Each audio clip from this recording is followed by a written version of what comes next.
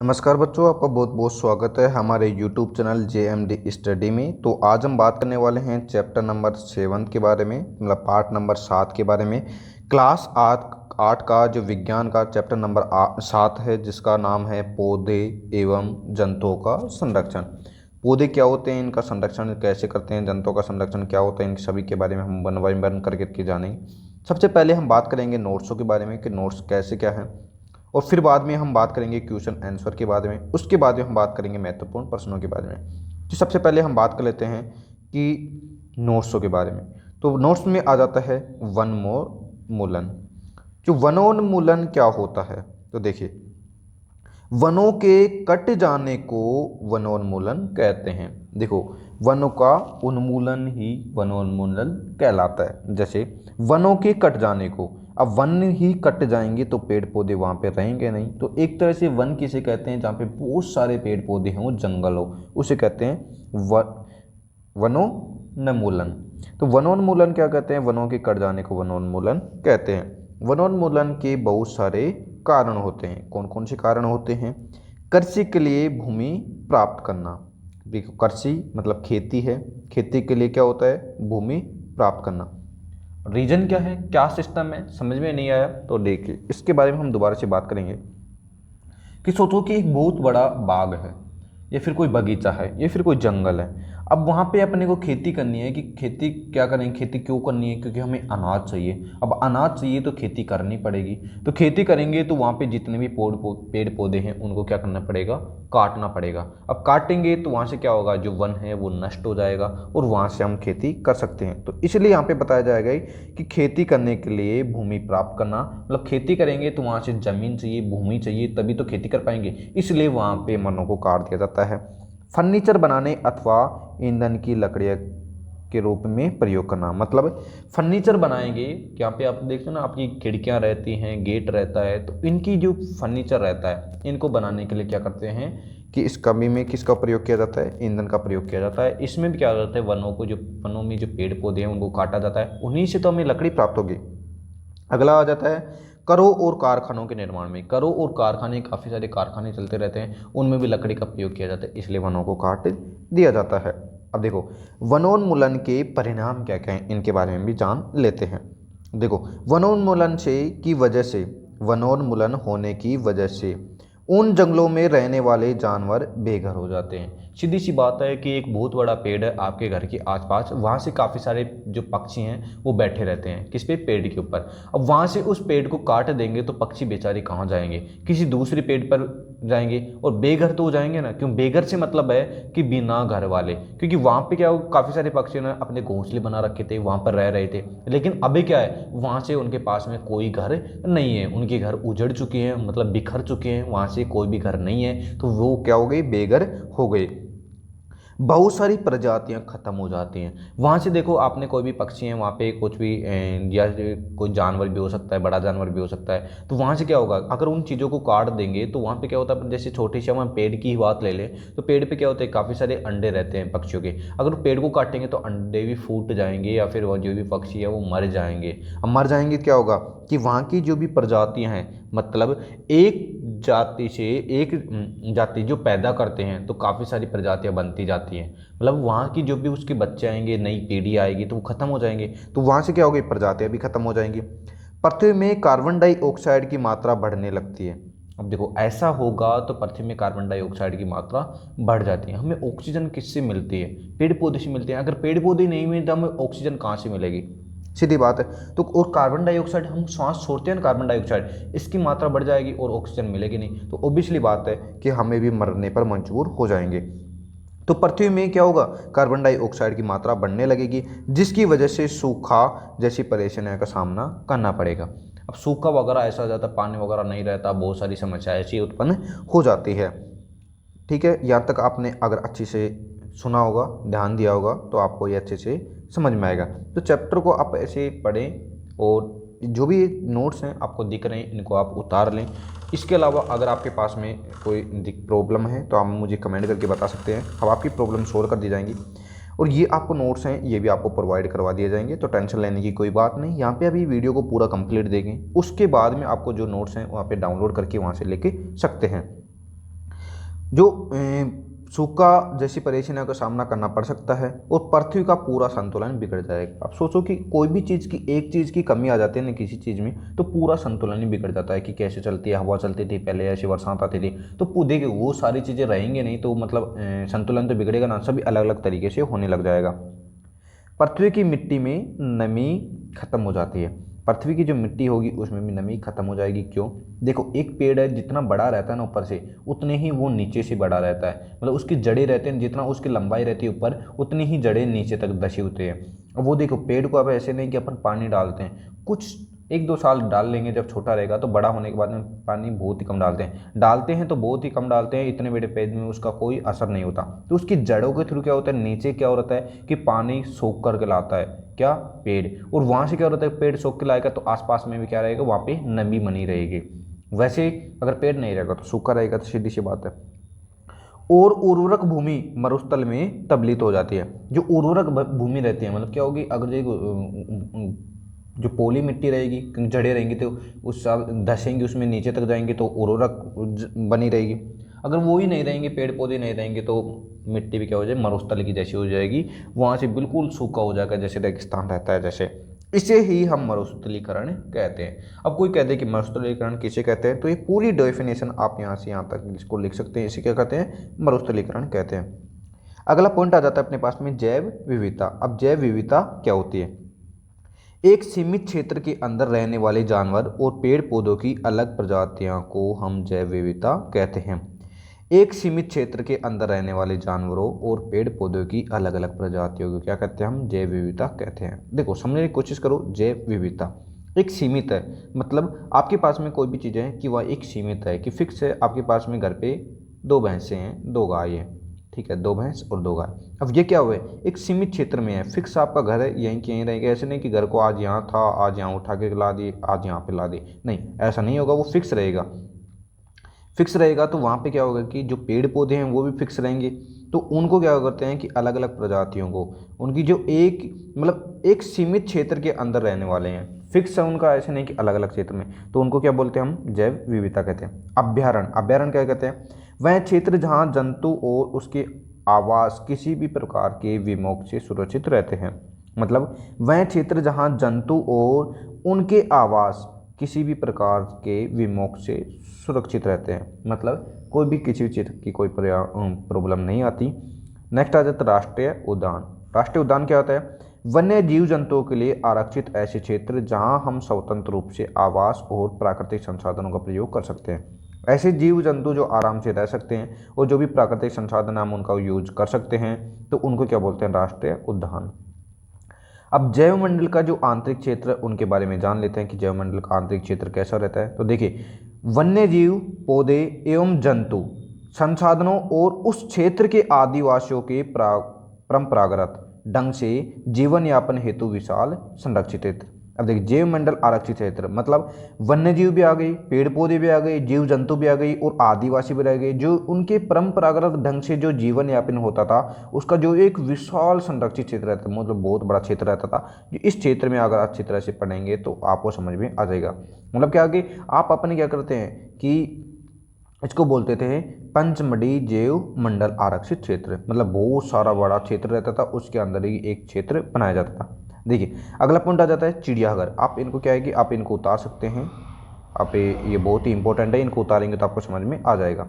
Next आ जाता है चिड़ियाघर। यह प्राणियों का संरक्षण किया जाता है। यहाँ क्या होता है, प्राणियों का संरक्षण किया जाता है, और लेकिन वह कृत्रिम आवास में रहते हैं, मतलब मानव द्वारा जो बनाए गए जो आवास रहते हैं उनमें रहते हैं। ऐसे नहीं कि पक्षी हैं कहीं पे उड़ रहे हैं, कहीं पे जा रहे हैं, नहीं, उनका फिक्स स्थान है, पिंजरे वगैरह बना करके उसमें डाला जाता है। संकटापनन स्पीशीज। अब संकटापनन स्पीशीज क्या होता है, नाम से पता चल रहा है कि संकट में जो स्पीशीज है उसको संकटापनन स्पीशीज कहते हैं। ऐसे स्पीशीज जिनकी संख्या एक निर्धारित स्तर से कम हो जाती है, इन प्रजातियों के समाप्त होने का खतरा बढ़ जाता है। जैसे मैंने अभी बताया था कि ऐसी स्पीशीज जो स्पीशीज जो बहुत ही कम समय तक जिंदा रहते हैं लेकिन उसके बाद में कम हो जाती हैं, तो और उनके ख़त्म होने का जो खतरा है वो बहुत ही बढ़ जाता है, उन्हें हम संकटापनन स्पीशीज कहते हैं। उदाहरण जैसे बाघ, बारहसिंगा, हिरण और जंगली आम। तो ये क्या होते हैं, मतलब जल्दी खत्म हो जाते हैं और इनकी संख्या समाप्त होने का बहुत बड़ा खतरा रहता है। उदाहरण में देख सकते हैं इस प्रकार से जो बाघ है, जंगली भैंसा है, बारहसिंगा है, तो इनकी संख्या आपने देखा होगी बहुत ही कम मिलती है।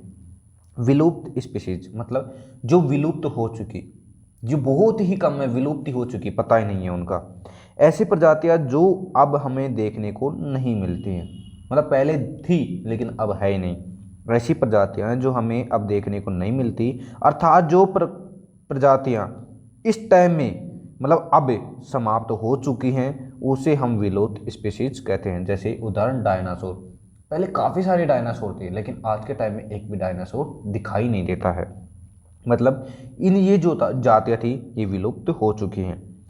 अगला पॉइंट आ जाता है वन स्पीशीज जात, ये क्या होता है, मतलब इसमें क्या हो रहता है कि वनस्पति जात क्या होता है कि किसी विशेष क्षेत्र में पाए जाने वाले पेड़ पौधे को हम क्या कहते हैं, वनस्पति जात कहते हैं। कि विशेष क्षेत्र मतलब फिक्स हो गया आपका, ये भी क्षेत्र है, ये कोई भी जगह है, कोई भी लोकेशन है, उसमें ही जो पेड़ पौधे पाए जाएंगे उसको वनस्पति जात कहते हैं। अगला आ जाता है प्राणी जात, ये क्या होता है, किसी विशेष क्षेत्र में पाए जाने वाले जीव जंतुओं को क्या कहते हैं, प्राणी जात। देखो प्राणी जात जिनकी प्राण रहते हैं उसको, जैसे जीव जंतु वो क्या होते हैं, प्राणी जात। वनस्पति जात जैसे पेड़ पौधे, वनस्पति, ये होता है वनस्पति जात। तो इन दोनों में बहुत ही सिंपल है। रेड डाटा पुस्तक, अब रेड डाटा जो पुस्तक है, इस पुस्तक के अंदर संकटापनन स्पीशीज का रिकॉर्ड रखा जाता है, इसे एक अंतर्राष्ट्रीय संघ के द्वारा संभाला जाता है। मतलब रेड डाटा नाम की कोई पुस्तक है, उसमें क्या होता है कि उसके अंदर संकटापनन स्पीच है, उनका रिकॉर्ड रखा जाता है कि कौन कौन सी जो जातियाँ हैं वो संकट में है। जैसे डायनासोर पहले संकट में था लेकिन आज के टाइम में विलुप्त हो चुका है, तो उनको सुरक्षित कैसे रखा जाए, कैसे संभाला जाए, उनका जो भी देख रेख है वो उस पुस्तक में होता है। ठीक है। प्रवास, अगला जाता है प्रवास। प्रवास क्या होता है, जलवायु परिवर्तनों के कारण, जलवायु परिवर्तनों के कारण जंतु अपनी जगह छोड़कर दूसरी जगह चले जाते हैं। जलवायु परिवर्तन के कारण, जलवायु परिवर्तन उसके कारण जंतु अपनी जगह को छोड़ करके दूसरी जगह पर चले जाते हैं, उसे हम क्या कहते हैं, प्रवास। कई बार रहते हैं ना कि कई बार हमें नए नए जानवर दिखाई दे देते हैं, जैसे गर्मियों में कई जानवर आ जाते हैं, फिर सर्दियों में और कहीं चले जाते हैं, तो क्या करते हैं अपनी जगह चेंज करते रहते हैं। जैसे गर्मी है, गर्मियों में क्या होता है राजस्थान को छोड़कर चले जाएंगे, सर्दियों में वो आ जाएंगे। तो इस प्रकार से काफ़ी सारे जानवर रहते हैं जो इस प्रकार के काम करते हैं। पुनर्रोपण भी क्या होता है, पुनर्रोपण क्या होता है कि पेड़ पौधों को दोबारा लगाना, पेड़ पौधों को दोबारा लगाना और खाली जमीन को दोबारा जंगलों में परिवर्तित करना पुनर्रोपण कहलाता है।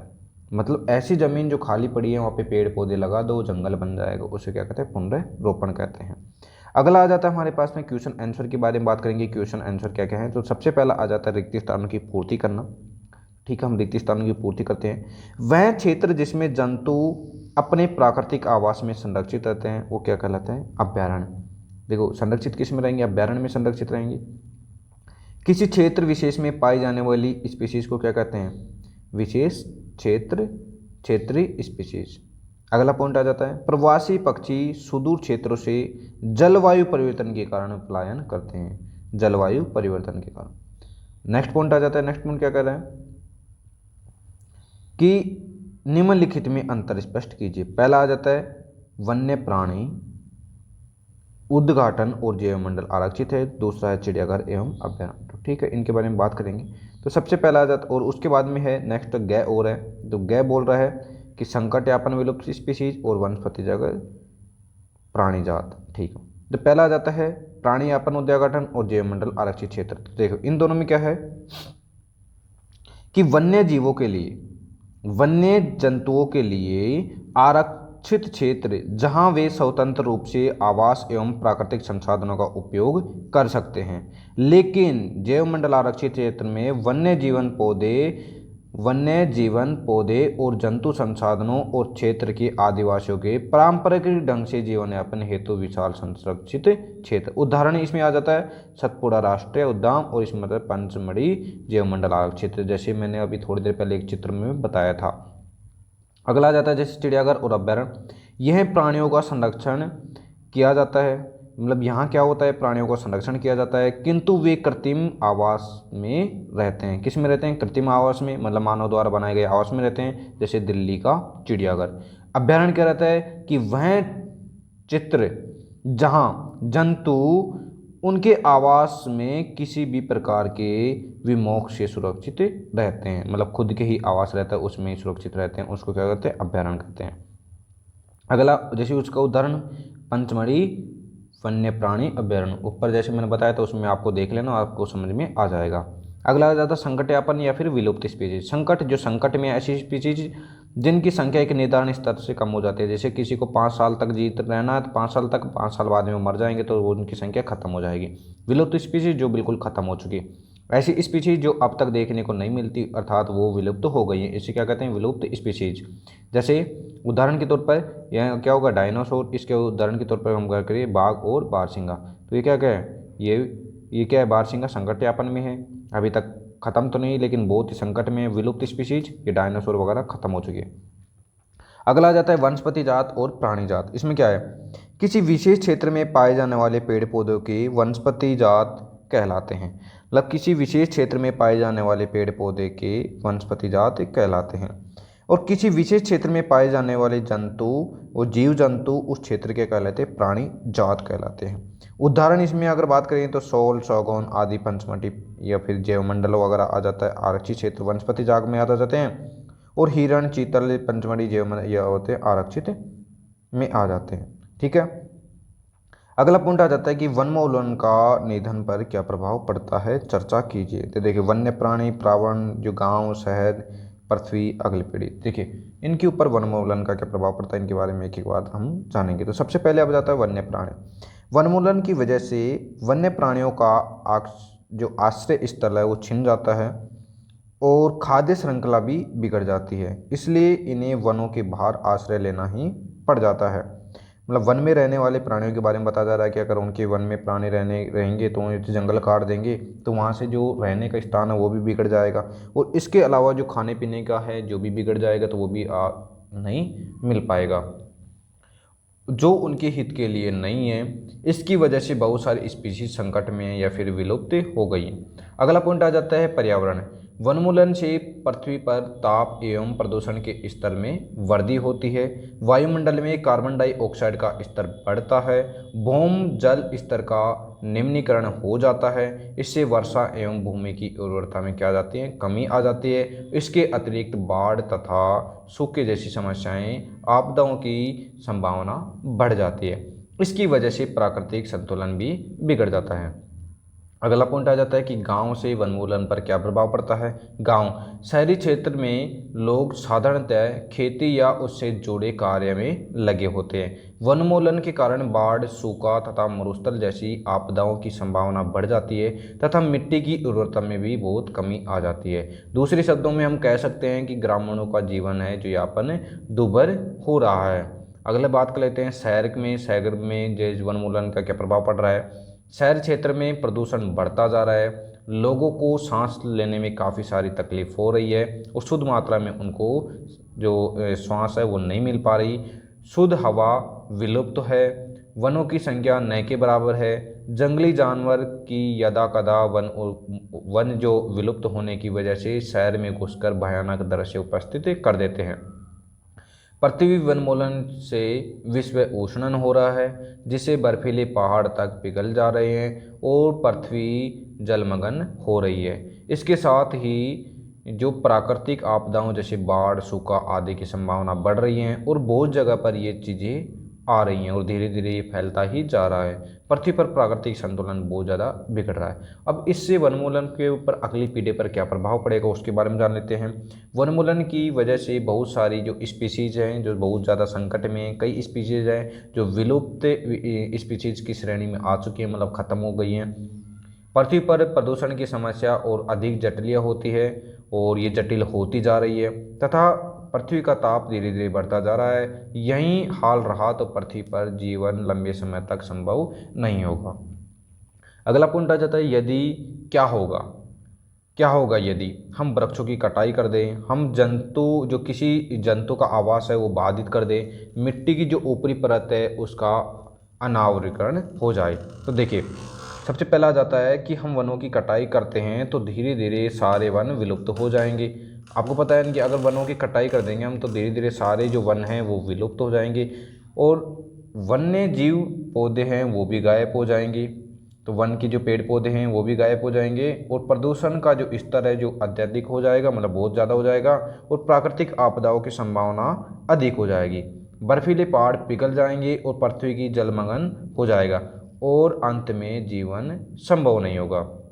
अगली बात करेंगे कि यदि जंतु का आवास बाधित हो जाए तो क्या होगा।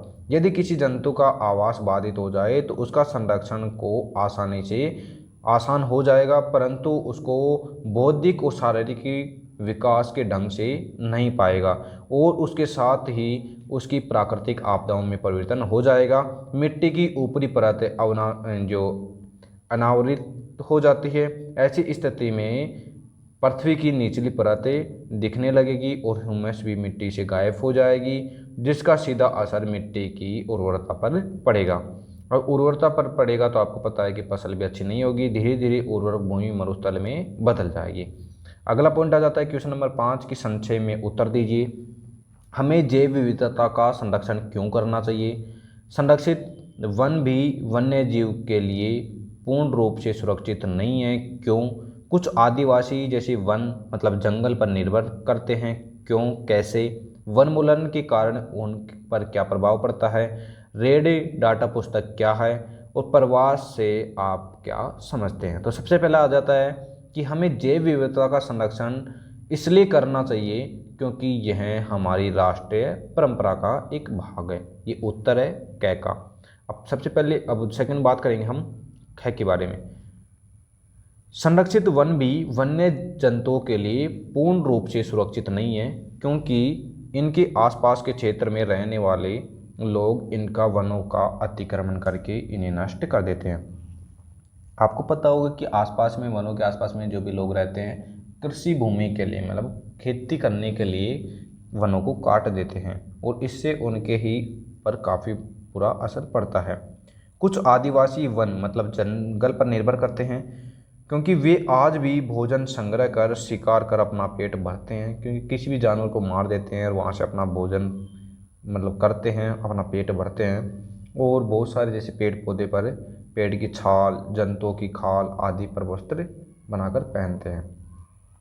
अगला आ जाता है ख। इससे क्या मतलब है कि खेती करने के लिए भूमि, औद्योगिकरण, शहरीकरण, दावानल, भीषण सूखा आदि वनमूलन के कारक हैं। वनमूलन के कारक प्राकृतिक आपदाओं की संभावना बढ़ गई, प्रदूषण बढ़ता जा रहा है, विश्व उष्णन, भूमि में उपजाऊपन की कमी आदि से पृथ्वी पर संकट जो जीवन संकट है वो उत्पन्न हो रहा है।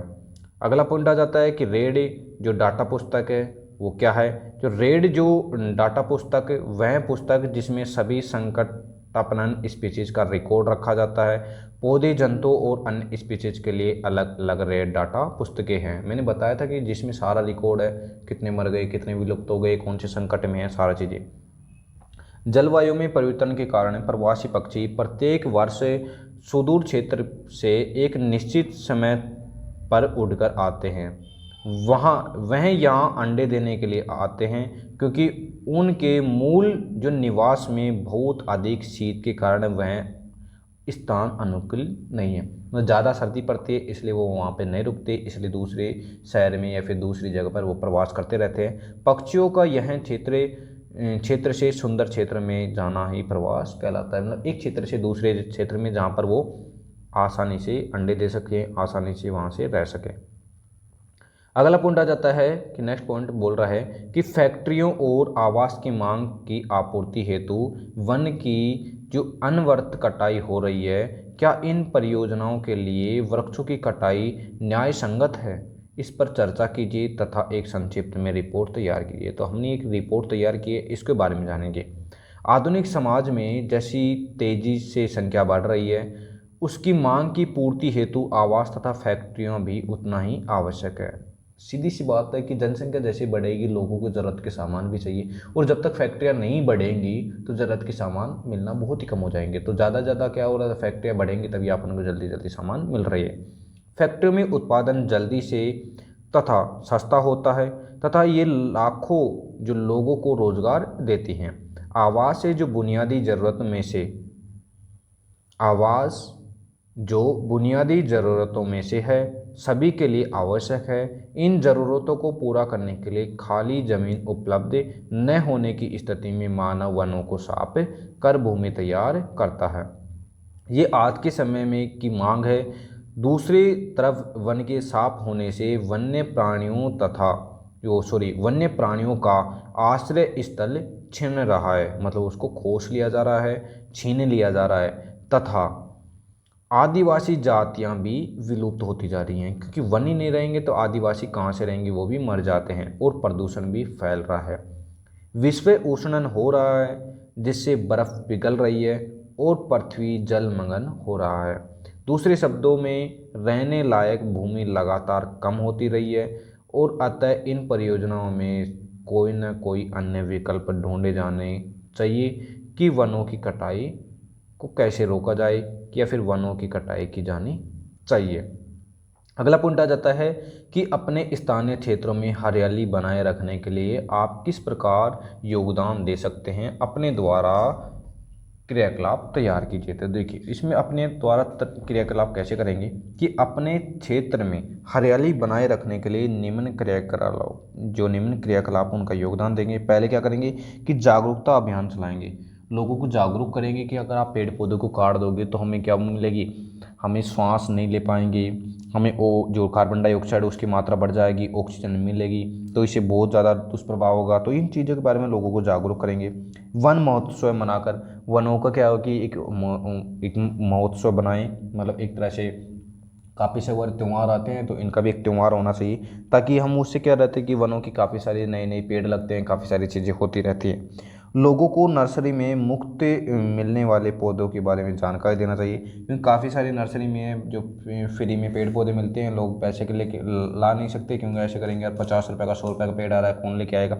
लेकिन जो भी फ्री में पेड़ मिल रहे हैं उनके बारे में लोगों को पता करेंगे कि यहाँ से आप फ्री में पेड़ लग सकते हैं, तो तभी जाकर के क्या करेंगे, लोग लेंगे पेड़, उनको पालेंगे, और तभी जाकर के इन पेड़ पौधों की संख्या बढ़ेगी, और वो हमारे जीवन के लिए बहुत ही इंपॉर्टेंट रहेगा।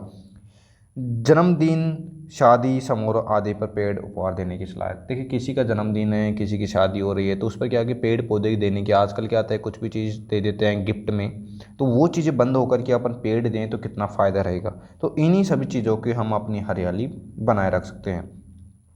छोटे बच्चों की सहायता से आसपास के जो क्षेत्रों में पेड़ लगाने चाहिए। छोटे बच्चे की सहायता से नहीं, बड़े बच्चे भी इनकी सहायता ले सकते हैं। वन विभाग के जो कार्यकर्ता को जो बुलाकर वनों के महत्व के बारे में लोगों को बताना चाहिए। जो वन विभाग के जो कार्यकर्ता आएंगे, जो वनों के बारे में लोगों को बताएंगे कि हाँ ये चीज़ ऐसे होती है, तो उनसे भी क्या होगा कि काफ़ी सारा फर्क पड़ता है। अगला पॉइंट आ जाता है कि वनमूलन से वर्षा दूर किस प्रकार कम हुई है। तो इसमें क्या होता है कि वनमूलन से कम जो वर्षा रहती है, वृक्षों की वजह से कार्बन डाइऑक्साइड का उपयोग में कमी आई है, क्योंकि वनमूलन रहेगा, क्योंकि वनों को अगर काट दिया जाएगा तो ओबियसली बात है कि कार्बन डाइऑक्साइड में बहुत सारी कमी आ जाएगी, जिससे वायुमंडल की में जो इनकी मात्रा है वो बढ़ गई है, क्योंकि कार्बन डाइऑक्साइड पृथ्वी द्वारा उत्सर्जित जो ऊष्मीय विकिरणों का क्या करती है, प्रग्रहण कर लेती है। अतः इसकी कम मात्रा में परिणाम स्वरूप विश्व उष्णन हो रहा है। पृथ्वी के ताप में वृद्धि के जल जो चक्कर का संतुलन है वो बिगड़ रहा है, जिससे वर्षा की दर में कमी हुई है। नेक्स्ट पॉइंट हो जाता है कि अपने राज्य की जो राष्ट्रीय उद्यान की जो विषय में एक सूचना एकत्रित कीजिए, और भारत की रेखा का जो मानचित्र है उनके द्वारा दर्शाइए। तो छात्र अपने जो राज्य है, मतलब अपने आसपास के जो भी अपना कोई भी जैसे राजस्थान हुआ, कोई भी आप अपना राज्य ले सकते हैं, उनके संबंधित एक राष्ट्रीय उद्यानों का मानचित्र आप अंकित कर सकते हैं कि एक मानचित्र बना लिया, उसमें ये चीज़ हमारे यहाँ पर ये चीज़ें हैं, यहाँ ये चीज़ें हैं, जो भी चीज़ें हैं वहाँ पे आप उसमें लिख सकते हैं। अगला पॉइंट आ जाता है कि हमें कागज़ की बचत क्यों करनी चाहिए। उन कार्यों की सूची बनाइए जिसके द्वारा आप कागज़ की बचत कर सकते हैं। देखिए, हमें कागज़ की बचत वनों को बचाने के लिए करनी चाहिए। लगभग 1 टन कागज़ बनाने के लिए 17 वृक्षों की आवश्यकता होती है। मतलब 1 टन कागज़ बनाने के लिए क्या करना पड़ता है, 17 पेड़ों को काटा जाता है। कागज़ की बचत से वनों के साथ साथ हानिकारक रासायनिक पदार्थ, जल तथा ऊर्जा जो इसको बनाने के लिए प्रयुक्त होती हैं, जो कि कभी भी बचत होती है, जो कि भी बचत होती है। हमारे निम्न कार्यों के द्वारा कागज की बचत हो सकती है। देखो, पहला पुनः चक्रण करना, पुनः प्रयोग करना और मिथ्याविधता के प्रयोग करना और जन जागरूकता अभियान चलाना, इनके द्वारा हम उनकी बचत कर सकते हैं। नीचे दिए गई शब्द पहली को पूरा कीजिए, मतलब ऊपर से जो नीचे जो शब्द दिए गए उनके पहली को पूरा करेंगे। विलुप्त स्पीशीज की सूचना वाली पुस्तक, दूसरा होता है पौधे जंतुओं में होने वाली विभिन्नताएं। तो ये क्या है कि एक सूची दी गई इस प्रकार से, तो यहाँ से आपको बताना है। तो इसमें देखो, यहाँ पे लिखा हुआ है रे, टा और जे वी ऐसे लिखा हुआ, तो इसको क्या कर देंगे, रे लिखा हुआ था ना, तो रे डे, यहाँ पे क्या आपने दिख रहा होगा ना, यहाँ पे जो बड़े बड़े अक्षर हैं, रे लिखा हुआ, तो रे से क्या बना, रेड डाटा पुस्तक, यहाँ बन गई संक, पहले टा था संकटापन, है ना, नवी पहले था, अब वी बन गया तो जैविक बन गया, और यहाँ से विविधता बन गया, है ना, ये बन गया विविधता, और यहाँ से विशेष बन गया, यहाँ से जैवमंडल बन गया, तो है ना, बन गया ना। तो इस प्रकार से इसको अच्छी तरह से देख ले और आप समझ लें। अगला पॉइंट आ जाता है कि जो महत्वपूर्ण प्रश्न है उनके बारे में, कि संकटापनन एवं विलुप्त स्पीशीज में अंतर बताइए। तो संकट और विलुप्त, जो जातियां संकट में हैं वो संकटापनन स्पीशीज कहलाते हैं, और ऐसी जातियां जो विलुप्त हो गई हैं वे विलुप्त कहलाते हैं। जैसे विलुप्त में डायनासोर, संकट में क्या है, बाघ और बारहसिंगा। तो इन चीज़ों को आप एक तरह से पढ़ लें, मैंने इसको बारे में पहले से बता दिया और अब दोबारा भी बताना रहा हूँ, तो आप इनको पढ़ेंगे तो आपको अच्छी तरह से समझ में आ जाएगा। अगला पॉइंट आ जाता है कि वनस्पति जात और प्राणी जात में अंतर बताइए। कि वनस्पति जात हो या प्राणी जात होगा, तो वनस्पति जात और प्राणी जात, तो वनस्पति जात में क्या हुआ कि किसी विशेष क्षेत्र में पाए जाने वाले पेड़ पौधे के क्षेत्र में वनस्पति जात कहलाते हैं, और किसी विशेष क्षेत्र में पाए जाने वाले जीव जंतु उस क्षेत्र के प्राणी जात कहलाते हैं। जैसे हिरण, चीतल या फिर पंचमढ़ी जैवमंडल आरक्षित क्षेत्र में प्राणी जात हैं। और अगर वनस्पति जात की बात करें तो जैसे साल, सागौन आदि जो पंचमढ़ी जैवमंडल आरक्षित क्षेत्र में जो वनस्पति जात हैं। अगला आ जाता है रेड डाटा पुस्तक क्या है, ये मैंने पहले ही बता दी, इसके बारे में बार बार नहीं बताऊंगा, तो यहाँ से देख करके आप इसको पढ़ सकते हैं क्योंकि ये तो क्वेश्चन 2 से 3 बार आ चुका है। अगला पॉइंट आ जाता है कि जैव विविधता क्या है। अब जैव विविधता क्या होती है कि देखिए कि एक सीमित क्षेत्र के अंदर रहने वाले जानवरों और पेड़ पौधों की अलग अलग प्रजातियों को क्या कहते हैं, हम जैव विविधता कहते हैं। याद हो गया होगा। प्रश्न नंबर 5 कह रहा है कि राष्ट्रीय उद्यान क्या है। कि देखिए राष्ट्रीय उद्यान क्या है कि वन्य जंतुओं के लिए आरक्षित क्षेत्र, वन्य जंतुओं के लिए आरक्षित ऐसे क्षेत्र जहां वह स्वतंत्र रूप से आवास और प्राकृतिक संसाधनों का प्रयोग कर सकते हैं, उसे क्या कहते हैं, राष्ट्रीय उद्यान कहते हैं। अब प्रवास क्या है, प्रवास जैसे मैंने बताया था अभी थोड़ी देर पहले, पक्षियों एक जगह से दूसरे स्थान पर आ जाते हैं, वो प्रवास कहलाता है। कि जलवायु परिवर्तन के कारण जंतु अपनी जगह छोड़कर दूसरी जगह पर चले आते हैं, जिसे हम क्या कहते हैं, जल प्रवास कहलाता है। इसी के साथ साथ में आपके जो 16 पेज हैं वो कंप्लीट हो गई चैप्टर नंबर 7 के। तो चैप्टर नंबर 7 था आपका जो कंप्लीट हो चुका है। आई होप आपको पूरा चीज़ समझ में आया होगा, जिसमें हमने बात की पेड़ पौधों के बारे में, जंतुओं के संरक्षण के बारे में। तो अभी तक इस वीडियो को लाइक नहीं किया तो लाइक कर लीजिए और चैनल को जरूर सब्सक्राइब कर लीजिए, क्योंकि आपके पास में एक सब्सक्राइब का ऑप्शन दिख रहा होगा, उस पर क्लिक कीजिए और यहाँ पे बेल आइकन पर क्लिक करेंगे तो ऑल का ऑप्शन आएगा, वहाँ पे क्लिक कर लें। तो क्लास 8 की जो विज्ञान है उसका चैप्टर नंबर 7 मतलब पाठ नंबर 7 जिसका नाम है पौधे एवं जंतुओं का संरक्षण, वो पूरा कंप्लीट हो चुका है। मिलेंगे अगले अध्याय में, अगले पाठ में, पाठ नंबर 8 के साथ। तब तक के लिए चैनल को जरूर सब्सक्राइब कर लीजिए, क्योंकि सब्सक्राइब नहीं करेंगे तो आपको अगले पाठ के बारे में आपको नोटिफिकेशन नहीं मिलेगा और आपको पता भी नहीं चलेगा कब आपका लेक्शन डल चुका। ठीक है दोस्तों, धन्यवाद। आपको इस वीडियो को अच्छा लगे तो लाइक कीजिए, अपने दोस्तों को शेयर कीजिए, क्योंकि वो भी इस वीडियो को देख सकें और ये पाठ पढ़ सकें। और उसके नोट्स भी आपको दे दिए जाएंगे, उस नोट्स को उतार करके आप आसानी से लिख सकते हैं। तो अपने जितने भी फेसबुक ग्रुप है, व्हाट्सएप ग्रुप है, उन सभी में इनको शेयर करें। Thank you so much. Video देखने को मिलते हैं ऐसे इंटरेस्टिंग वीडियो साथ। धन्यवाद।